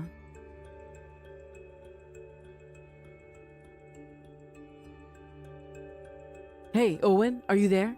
I can't seem to get into the house. What's going on? Why isn't my key working? Did you change the locks or something? Wait a second. This is probably all that damn Tiffany's fault, isn't it? No, Carmen. Tiffany has nothing to do with this at all. What do you mean? Then what's going on? I'm afraid that all of this was by my own doing. I had the locks changed while you were away. You're not going to be able to get into any of those doors with the keys that you have on you now. I don't understand though. Why would you do something like this to me? How am I supposed to get inside now? And don't think I don't know this isn't all about that little Miss Uppity who I ran out of the house.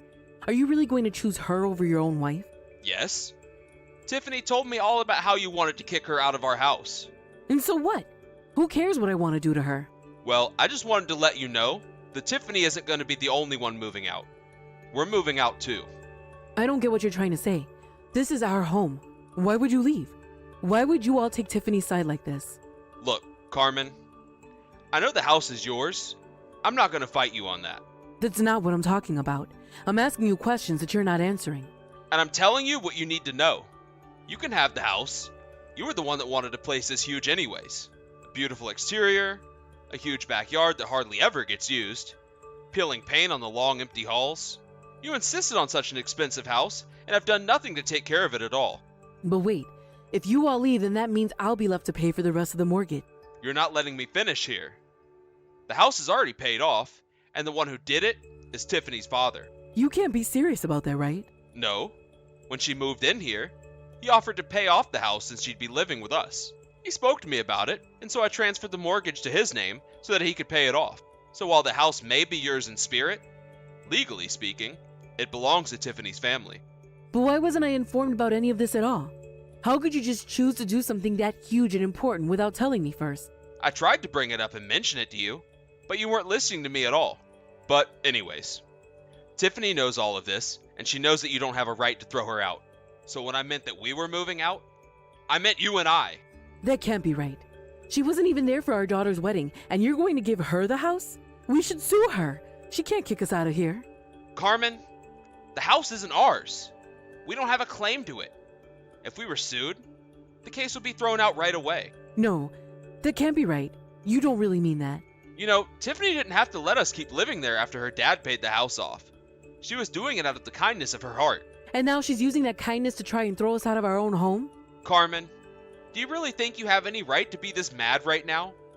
I mean, do you really not know why she's acting like this? Are you really asking me if I have any idea why she's stabbing her family in the back like this? No, I guess I don't. Well then, I just don't know what to say. But you should know that Tiffany has been nice enough to get us a hotel room for a few days. Maybe you should go and apologize to her, because things aren't going to look great for you if you don't. You have got to be kidding me. You can't really expect me to apologize to a woman like that.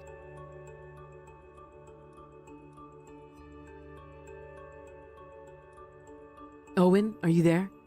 I just wanted to let you know that I'm getting rather sick of living in this hotel and would love to come back home if that's okay with you. I was wondering if you wouldn't mind talking to Tiffany and asking if we can't go back to living in our home. I already told you, Carmen. If you want to fix this, you're the one that's going to have to go and talk to Tiffany. And then, it's up to Tiffany whether or not she wants to forgive you for what she's done. Oh, come on. She's still young. She has her life ahead of her, and she's going to hang on to a grudge like this? Don't you see that you've been tricked by her?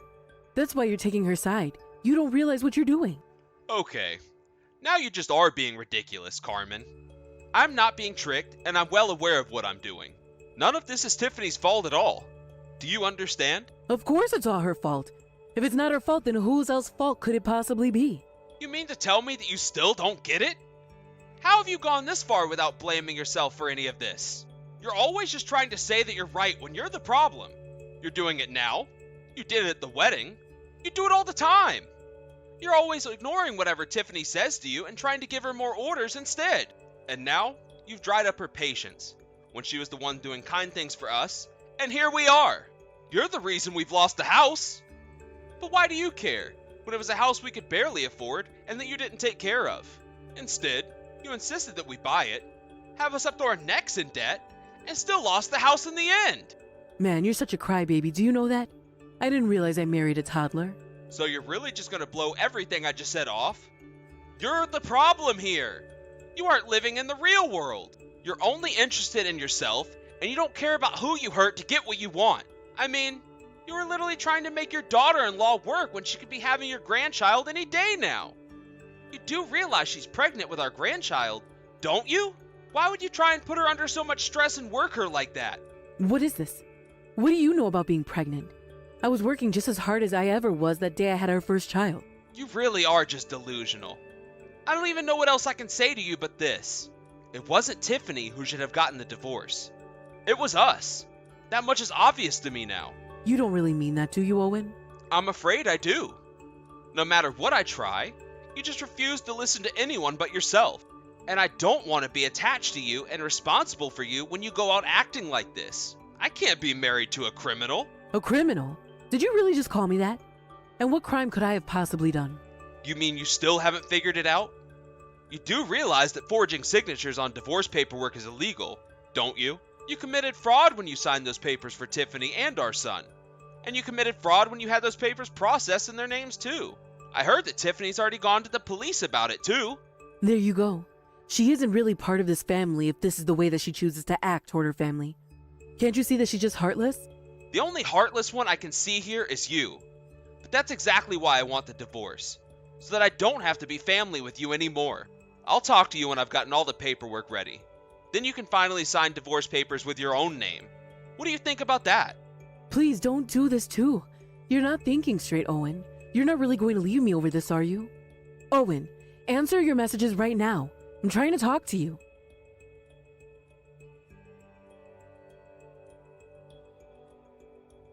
This is all your fault. If you had just been at the wedding like I asked you to be, then none of this would have happened. But now my husband is leaving me and it's all your fault. I really have no idea what you think you're doing messaging me right now. I've already said all that I have to say to you.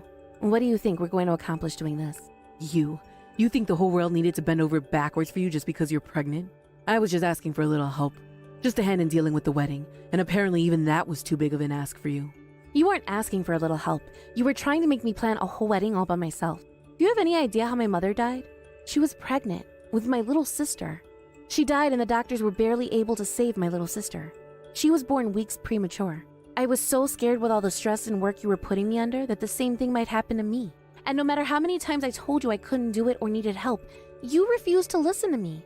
Instead, you insisted that everything be done your way with no regard for the well-being or of myself or my baby. I don't even know if now you're aware of the damage that you could have done with your recklessness, but I never, ever want to live with you ever again. Well, you should have talked to me about this. I had no idea this was all going through your head, but instead you just had to announce that you weren't going to the wedding with no further explanation. I did explain all of this to you, Carmen. I explained it to you over and over again, and you just didn't listen. If not, this just proves that my words went in one ear and straight out the other for you. You never cared about anything or anyone other than yourself. You don't honestly think that, do you?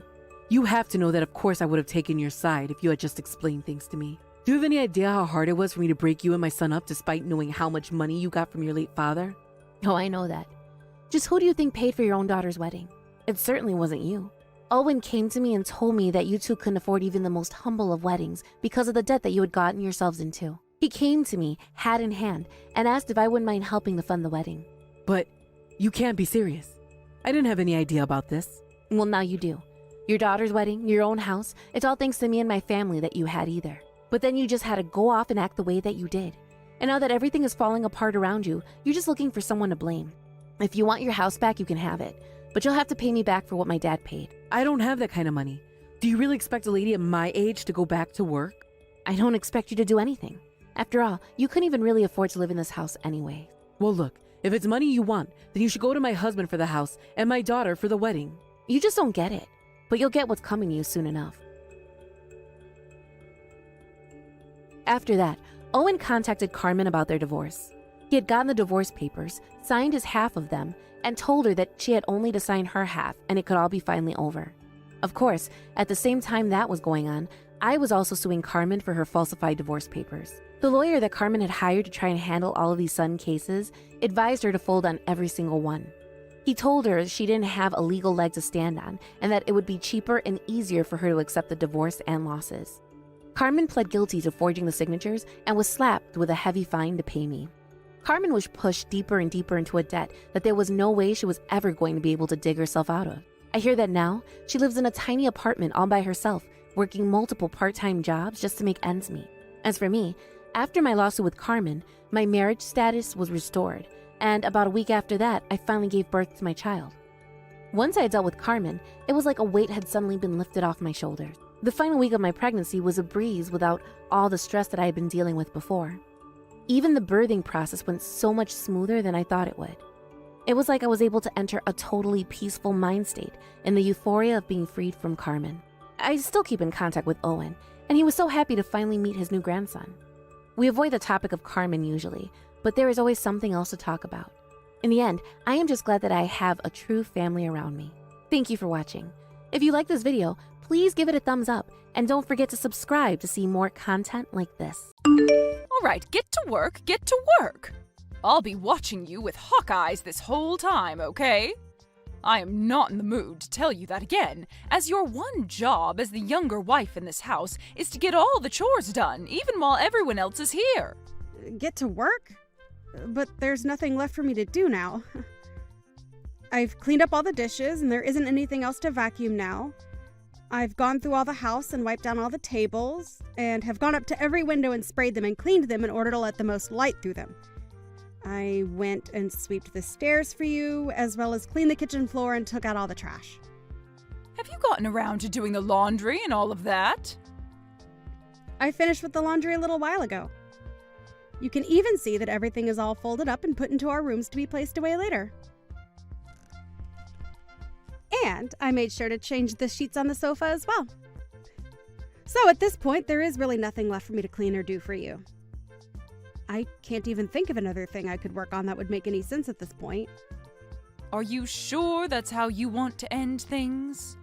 All of the family will be coming here really soon, and you have to make a name for yourself by making this place look spectacularly clean. If there's one thing that they spot and comment on, I'm going to make sure you take responsibility for it. Will you be able to do that? It'll be a lot of pressure, and a lot of these people are much more strict than even I am. Then can you go around and do a quick look over for me to see if there's anything I missed? That way we can both be on the same page about the cleanliness here and I won't have to be too worried anymore.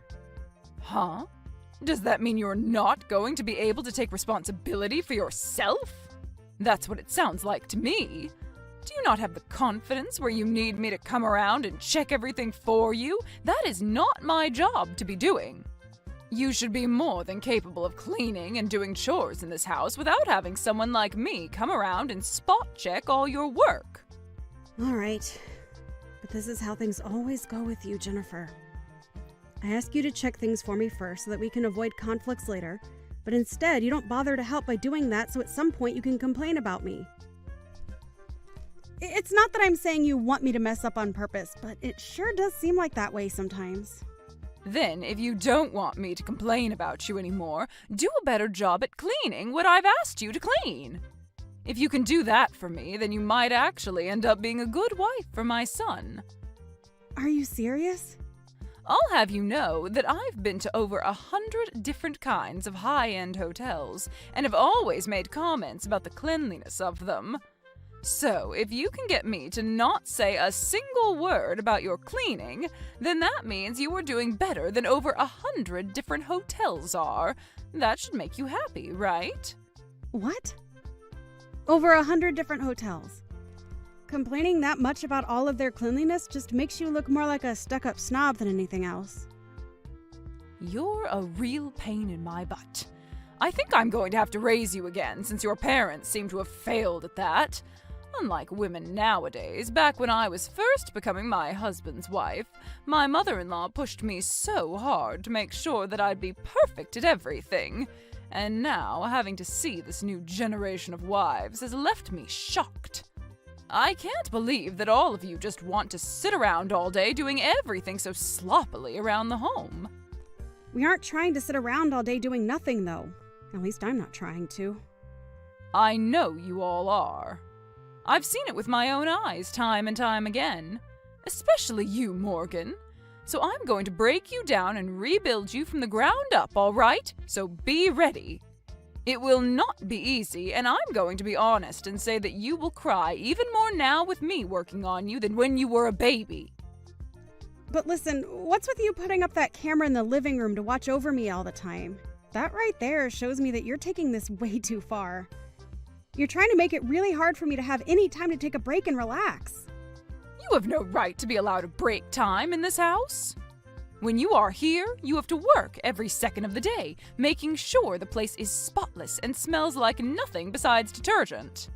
You will not stop working. I'll make sure of it, you useless woman. Useless woman. Morgan, are you doing all right? I just realized that it looks like you've been working all day to clean. How about you take a moment to sit down and relax a little? Ah, Selena. Thank you so much for asking about how I'm doing. But unfortunately for me, I'm not able to take any time off for a break. I was told that I'm a useless woman. And so if I stop doing the chores here, I'll be done for. What are you talking about right now? Well, there's a lot that's gone into it, so... But just be aware that for the time being, I can't take any breaks, as it would not end well for me. I'm happy to see that you've noticed me working a lot, but I'm afraid it's going to have to stay this way today. Does this mean that Jennifer said something to you that's made you act like that? I know that woman well, and this all seems like something she'd do. It was something she told me. She told me this is to help retrain me and that this was for my own good so that I can remain a part of this family. I see. That woman sure is a thing for making sure everyone is the perfect wife for their husband. She's way too old, though, for her to not be embarrassed by the way she acts. Well, listen, Morgan, you don't have to worry about a word that woman says to you, and you can take as many breaks as you'd like. What? Are you sure about that? But... You've already put in so much work getting all this cleaning done, so it'd be wrong of us to continue to make you work into the afternoon. I'd like you to take a seat with all of us and talk about yourself a little. After all, everyone's come here today to relax and chat. All right. Thank you so much for checking up on me. It really helps me out a bunch. By the way, have you brought any of what's been going on here up with Isaiah? Told him about how Jennifer is trying to work you way too hard? I'm sure he'd have something to say to his own mother, knowing what things she's done to you already. Not yet. There hasn't been anything yet between her and I that would make me go to him about it yet. Also, Isaiah is in the middle of a couple of projects for work, so he doesn't have time to focus on this. And I don't want to get him all worried about what's going on here with his mom when he needs to be there. You say that, but I feel as though he seems really worried about you and what you've been up to under the influence of your mother-in-law. I'm sure he realizes that something is up with you. So I really believe that you should bring this all up with him for once. Of course. You are correct about what my Jennifer has been doing to me today, and that she has gone a little overboard with it. I will plan on bringing things up with him, or at least doing something that will really get his attention then. Oh, is that right? I guess I didn't think you'd be willing to try and get his attention after saying you didn't want to disturb him. Well, that makes me feel a little better. I think that you'll be able to do all right then. I think so too. So please, don't worry too much about me, and trust that I'll be able to handle all of this in one way or another. Go ahead and get back to chatting with everyone else now. Thank you. I think I will then, but I'll make sure to watch and see how things go for you.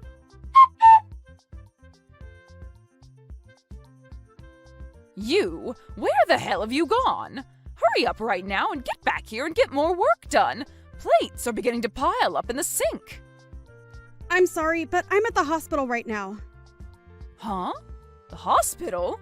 You're not some kind of nurse, right? You're a housewife that needs to stay in the home. Why did you think it was important of you to go to this hospital at a time like this? Even if I'm not a nurse or anything like that, when I'm not doing well, I have the right to go to a hospital, correct? So, let me explain what's happened.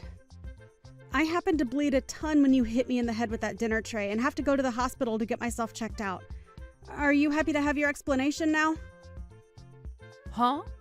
Why would there ever be any blood coming out of your head? I barely even hit you. Are you kidding? Take a look at the gosh dang sofa that I was sitting on, please. There's blood all over it still, right? And that's evidence of why it's not okay for you to be sitting on any sofa at all, right? You are a housewife and have work left to do, so there's no way I was going to allow you to slack off. What is so bad about me taking a second to sit on the sofa?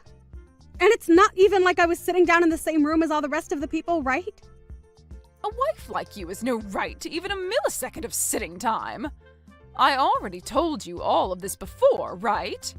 Another thing, why were you showing all of the guests today to that other room in the house? It's because of you showing them to the room all the way on the other side of the house that they've made my job harder by being so far away from the kitchen. I just assumed since that other room had a much more relaxed vibe to it, it'd be easier on everyone and they wouldn't have to continue sitting on that old couch in the living room. Well, you made work on yourself only grow even more by doing something like that, right? I've had enough of this, so get your butt back to the house. I need you back here working right now. Why are you being so strict with your son's wife like this? I'm doing all of this for your sake, that's why. Back when I was your age, I had the same thing happen between myself and my mother-in-law, who worked me very hard. Are you talking about Selena? That's right.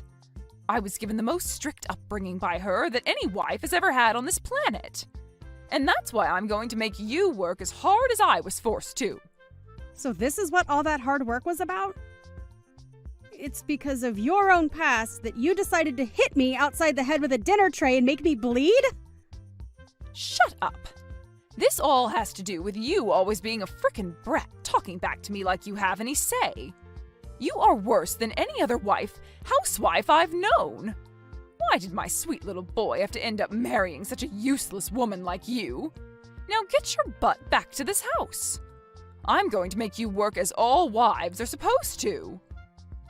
I told you it's not going to happen now. I'm in the hospital at the moment to get my head taken care of. Also, why would I ever want to go back to some place where the person who assaulted me is at? You think that I assaulted you just then? Stop being so over-dramatic. I had to make sure to reset your brain after you thought it was a good idea to take a break while you were cleaning and catering to my friends and family. What the hell do you think you're doing going to a hospital after getting hit in the head with a simple tray? Well, now it's your turn, right? Huh? Hello, Jennifer. I had a good look at the moment you took that tray and swung it into Morgan's head a little bit ago. Oh, did you? But that's just the way I chose to handle things. I'm not going to listen to anything more from her about being such a victim to my way of treating her. So just understand that, please. All right, then. Well, I wasn't going to say anything about it anyway. Now, the next time we're all coming over will be in 2 weeks, right? I'll see you all again then.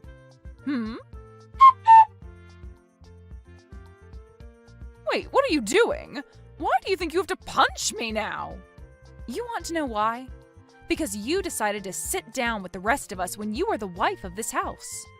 I'm the wife, but from my point of view, you are a younger wife than me in this house, therefore you don't get to have any time to take any breaks. You have to work all the time to clean the place up and serve everyone, right? And so far you've only shown that you're a useless woman. So tell me why you thought it was a good idea to sit on the sofa like that? Oh, wait, that's because... Are you going to try and tell me that punching you would be taking things too far? That's pretty bold of you to say when just a couple of weeks ago you sent your daughter-in-law to the hospital after hitting her in the head with a dinner tray. Well, I didn't do that in front of everyone. I made sure to do that in a place where none of you guys could see it happen. And that's because you knew if you did something as ridiculous as that in front of everyone else, they'd have some awful things to say about you, right? Well, that's right? After all, you did hit her in the head with a darn dinner tray. And you know that no matter what reason you may have had for that, the rest of us would not forgive you for it, right? You have no right to be saying things like this about me. And here we go again with that horrible attitude of yours. You really have me thinking once again about your actions. It's like you're back to that same old toxic woman from back in the day. Shut up!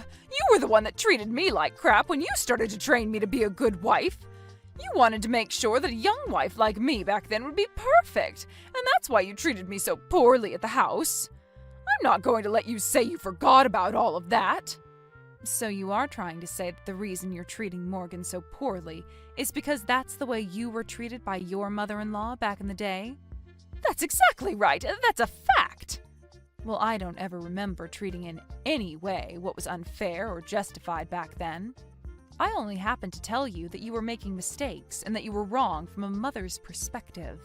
Nope, you absolutely did not do that. You tried to abuse me back then in order to do everything you'd ask of me.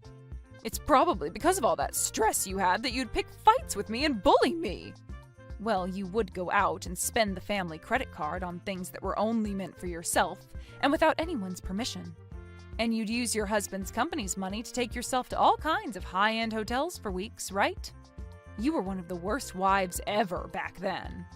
This has nothing to do with what's going on right now. I think it has every bit of a connection to what's been going on here. You happened to go against everything the family asked you to stop doing back then. What you were doing was laced with problems, and it had to stop. That's the reason for everything that happened after, right? Have you still not come around to accepting that yet?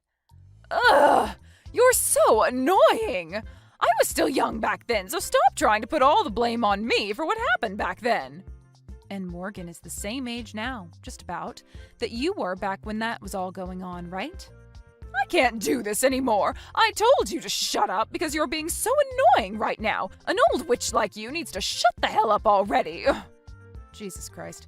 You've fallen right back to where you started. You!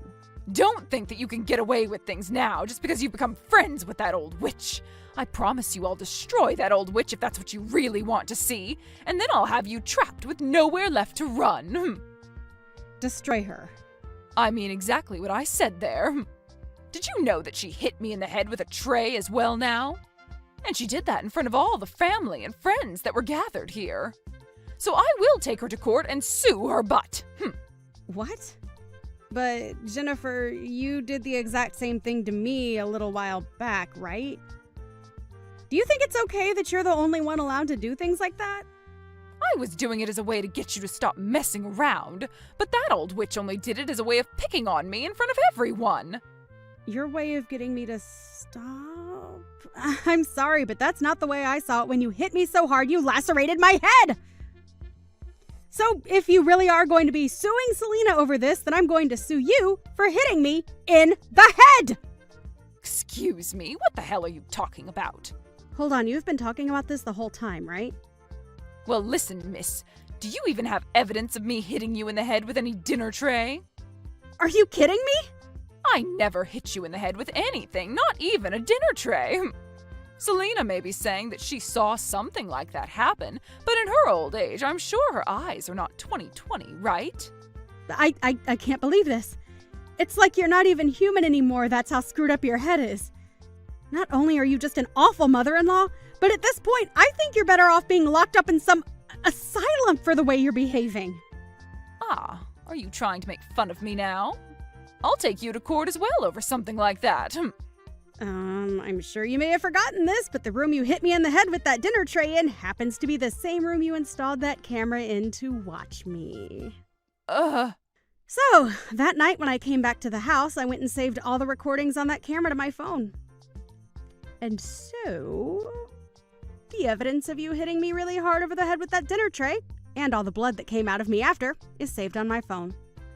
So that's why you had all those people at the time moved over into the other room to relax for a bit. That's right. I was thinking it'd be the best place to do it since you probably wanted to keep all your actions a secret from everyone else. However, I never thought you'd end up assaulting me in any way when I chose to take a small break on the sofa. Then what about the place that Selena ended up hitting me in the head at? You had that happen to you back in that other room, where there is no camera installed at. Jennifer, you keep talking about how someone like Selena hit you in the head the same way as you hit me, but are you sure something like that really took place? You'd better stop messing around. Well, it's all going to be okay. There may be no video evidence, but there were a ton of other bystanders in the room at the time that witnessed what happened to me. I'll ask them all to come and help me, and then I'll have the two of you ruined for the rest of your lives. And I hope that all goes well for you. Hey, you! What the hell have you said to Isaiah about this? Also, when it comes to my husband, did you say something to him as well? What do you think I said to them? I am not here to play games with your stupid butt anymore. I was told by my son just a little bit ago that he wants to cut ties to me forever. Well, that just happens to be because someone like him does not like the fact that you treated his wife horribly and even hit her in the head with a tray, sending her into the hospital, right? You can relax now because I didn't do or say anything to him that would make him want this. Stop it with all your bullcrap. Then tell me about my husband then. My husband is asking to get a divorce from me now after what you've done. And I'd like to think that it's for the same reason as Isaiah had. I believe that your husband was on his last leg with you, and what you did to me was the last straw and made him want to jump ship.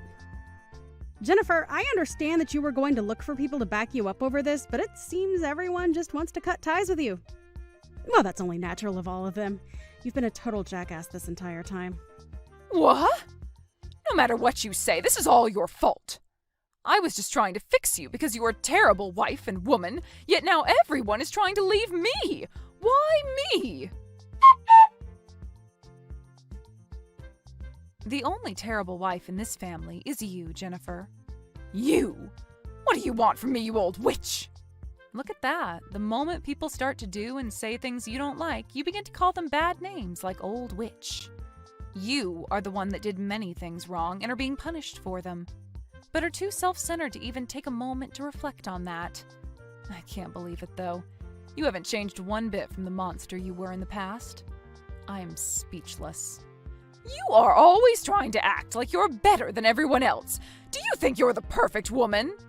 Sure, I'm not perfect, but I sure am better than you. I happen to not be the one with fingers pointed at her for picking on and assaulting her daughter-in-law. Shut up!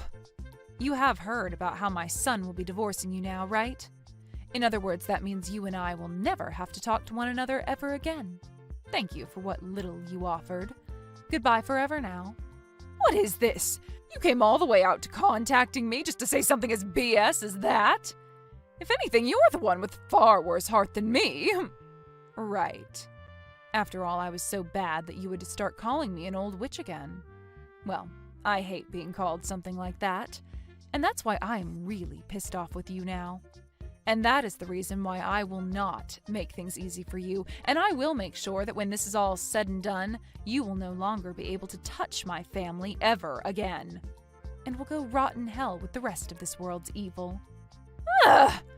I've had enough with you all messing around with me! So with that, goodbye forever.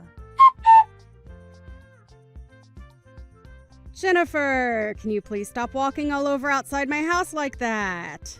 We have all cut ties to you already, so you need to give up and go away. Why, Morgan?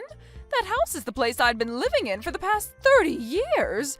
I'm asking you to please forgive me. Please just let me back into your lives. This was not the choice I ended up making, Jennifer. You are the one that lost your husband after he divorced you, and so there's nothing I can do to help get things back to the way they were. Just go back to your parents' house or something to live the rest of your life. I don't want to, though. I want to be back living in that house with you. I will apologize for everything I did to you, so please forgive me. I'm asking you to please help me. It's not going to happen now. And there's nothing I can do to help you after all the trouble you started. Now, if you are going to continue standing outside our house all day causing us trouble, I'm going to have to call the police and have them take you away. No! Please don't call the police on me now. I won't do anything to you guys, all right? Okay? I'll go away soon. Wait, Jennifer? Have you done something bad that might get the police to take interest in you? No, I haven't done anything wrong. I just don't want to deal with the police right now. They scare me, that's why.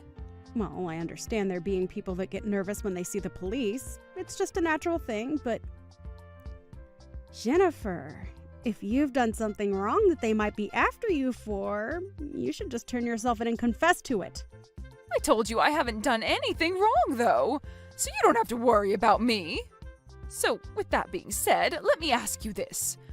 Do you think you'll ever be able to forgive me? Asking me to forgive you? Well, based on what the rest of the family is saying about you, I'd rather not have anything to do with you anymore. So please just understand that and go! But what if I do seriously change my ways this time and make sure to treat you very well? The problem is, no matter how many times you try and change yourself to get us to take you back, you'll just start being a complete witch again. After all, you complained to over 100 different high-end hotels about their service and cleanliness. So I'm sure you'll never stop complaining, right?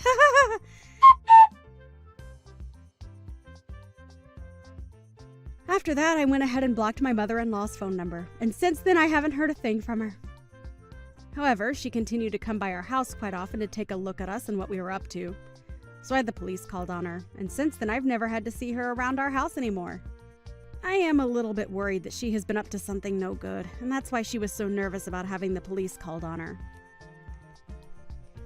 But as I was watching the news, wondering about what happened to her, a story came on about how she had been arrested by them. And the reason she was arrested was for purse snatching. She seemed to have been taking all kinds of things out of people's purses and would sell them to pawn shops for quick money. That wasn't all, though. She had also had an expired driver's license while driving her car around town, which only added to her problems. I really have no idea why things ended up this badly for her and why she chose to do things that were illegal in the end. But it made me laugh seeing her be arrested for that. After being arrested and taken to court, she was forced to pay a huge settlement to all the victims of her purse-snatching antics, as well as a fine for driving with an expired license. At that point, it seemed that Jennifer had truly been defeated as she had lost all her money, and so she left town and went back to her hometown looking for help. As of right now, she's at her older sister's house living with her and her husband, and hasn't done anything to get herself into any more trouble since. I really hope that something like that means she is finally settling down and will finally change her ways of being a witch into someone people can actually love. However, only a month after moving in with her sister, things only got worse as she began to start selling things of her sister's at the pawn shop. And when her sister caught on, her sister's husband went and forced Jennifer out of the house. Jennifer had tried to plead for them to let her back in because at the time she was forced out in only her bathrobe.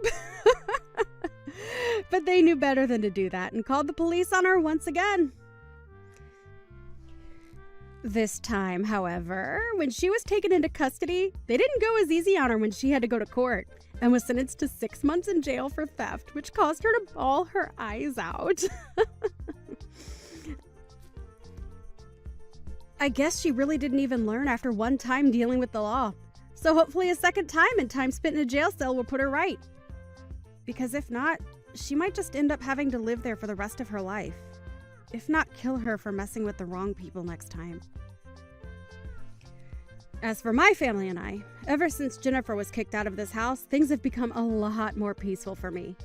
And right now, I'm living in a much more relaxed life as a housewife with my husband and my father-in-law. And when it comes to Selena, I'm forever grateful that she helped me fight Jennifer when I had had enough of her. I like to still have her over with the rest of the family and friends quite often still, as a way of thanking her. However, these times I don't force myself to work a ton, and instead have a seat with all of them every once in a while to talk and relax.